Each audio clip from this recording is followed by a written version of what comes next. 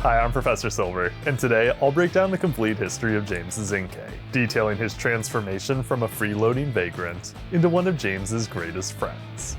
This video is sponsored by Manta Sleep. They make premium, fully adjustable sleep masks built for comfort and total darkness. What makes them different from other masks is their plush design. Each mask is crafted with breathable materials and features adjustable eye cups so you can fine-tune the fit until it feels perfect. No pressure, no light, just complete blackout comfort. Beyond their awesome product, they also have a mission I can get behind. Like Snorlax, Manta Sleep is leading the pro-nap movement. Their mission is to give you permission to nap and the best tools to make it happen. Whether it's a quick recharge in the middle of the day or a deep, uninterrupted sleep, these masks make quality sleep effortless. I especially like how flexible their lineup is. They have cooling masks for hot nights, weighted ones for relaxation, and even versions with Bluetooth-driven sound. Depending on your needs, you can choose the mask that best fits your routine. Believe me, once you try it, it's hard to go to sleep with anything else. So if you're ready to nap like a pro, click the first link in the description and use code SILVER to get 10% off your first order. And now on to Inkay.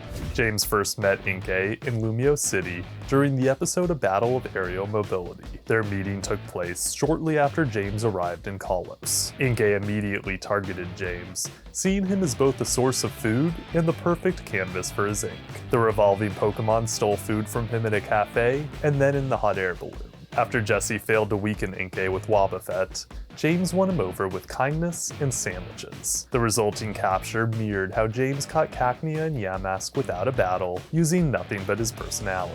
Much like James's other Pokemon, Inkay loved him dearly. Inkay wasn't given as much focus as Ash's Pokemon, but his goofy personality made him a standout in Kalos. Though he didn't summon himself often, when he did, he had a knack for stealing croissants. More importantly, Inkay was always there for James and his friends. For reference, he comforted Jessie after her masterclass loss, dressed as Pikachu to aid in James's exploits, joined in on Halloween celebrations, acted in Pokevision films, kept Wobbuffet warm while he slept, delighted in bonding with Gorgeist, and regularly cuddled. His playful nature and loyal demeanor reflected his deep bond with James. In return for his love, the trainer often gave him praise and gifts. As James's only Pokemon in Kalos, Inkay made dozens of appearances throughout the saga, appearing in many schemes and battles. He didn't have the ability to produce smoky getaways like Weezing or Yamask, but his ability to squirt ink came in handy on several occasions. For example, he disabled security cameras in giving chase at the Rhyhorn race, blinded Fletchling in the Bamboozling Forest, and blinded Fletchinder in a not-so-flying start.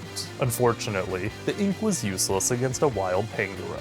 While squirting ink was a fun gimmick, Inkay's purpose in the series was to be a jobber who bolstered the legacy of others. Starting in a shockingly cheeky friendship, Inkay served as James's only Kalos battler. During his first mission, he fought Pikachu and Dedenne. His Psybeam and Foul Play did them major damage, but he lost in the end as Dedenne dodged Psybeam, landed Tackle, connected with Nuzzle, and combined Thundershock with Pikachu's Thunderbolt. Inkay's subsequent battles followed a similar pattern. Alongside Pumpkaboo and later Gorgeist, he lost nearly every battle he fought. Beyond Pikachu, some of the opponents that defeated him included Ash's Goodra, Hawlucha, Noibat, and Greninja, Clement's Bunnelby, Chespin, and Luxio, Serena's Pancham, Sylveon, and Braixen, Corinna's Lucario, Alon's Charizard, and Wild Moltres. Despite regular beatdowns, Inkay proved a powerful battler on several occasions. Most notably, in grooming Furfrou, he nearly triumphed against Officer Jenny's Manectric.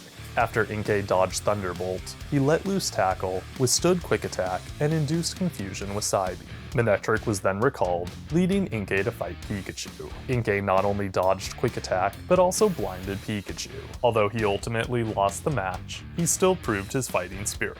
Other highlights of Inkay's battling exploits include defeating a trainer's Pancham in Heroes Friend and Foe alike, clobbering the Kalos starter squad into Find a Fairy Flower, using power-enhancing armor to beat Clement's Bunnelby and calling from beyond the aura, and fainting Dedenne in the Tiny Caretaker. He also confused Hawlucha in the Cave of Mirrors, helped against a Hunter's Rhyperior in a Fork in the Road, A Parting of the Ways, and clashed with Team Flare in an explosive operation. Though Inkay also confused Pikachu and Fletchinder in a slippery encounter, he was eventually beaten by Goomy. One of Inkay's most significant battles took place in the episode Party Dancecapades. After accompanying Gourgeist to Pierre's dance, he joined forces with Miette's Slurpuff against Pikachu and Serena's Eevee. During the battle, Inkay endured Iron Tail, baited his opponents into Cotton Guard, tackled Pikachu, and blasted Eevee with Psybeam.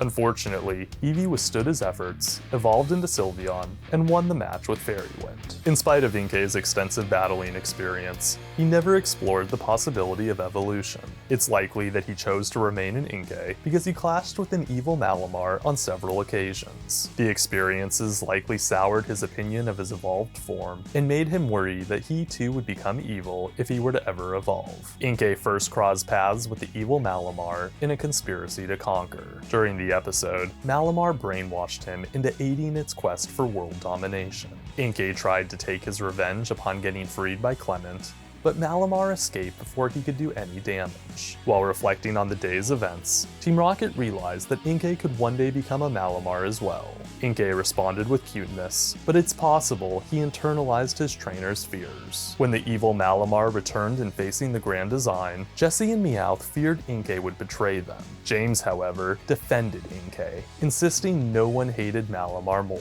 Inkay proved James right by exploding with rage at the sight of Malamar. As revealed by Meowth, Inkay hated Malamar for abusing James. He was determined to fight back, so he rallied Wild Malamar and Inkay to help him beat the villains. The good Pokemon joined his fight after Malamar tried and failed to bully them into submission. During the final battle, Inkay was brainwashed into performing evil. Fortunately, he broke free after James fed him a croissant, reminded him of their unbreakable bond, and declared his undying love. Once freed, Inkay tackled Malamar and led his allies to victory. Regrettably, Malamar escaped into the future, leaving the rivalry unresolved. At episode's end, James considered leaving Inkay with its wild friends, as he believed it would be happier living amongst its own kind. Ultimately though, Inkay chose to stay with James because being with Team Rocket is what made him happy. Like most of James's Pokemon, Inkay knew that his place was by his trainer's side. This deeply touched James, so he apologized to Inkay for doubting his dedication and embraced him as a best friend.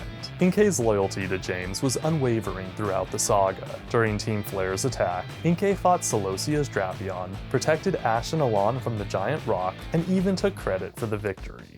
However, after losing one final battle and battling with a clean slate, Inkay was left at Rocket HQ when Team Rocket moved to Alola. Inkay was left behind, likely because Colosian Pokemon were a rarity to Giovanni. Although Inkay missed out on Sun and Moon, he thankfully reunited with James in Rocket Revengers during Journeys. He did so alongside the rest of the Pokemon that Jessie and James had stored at HQ.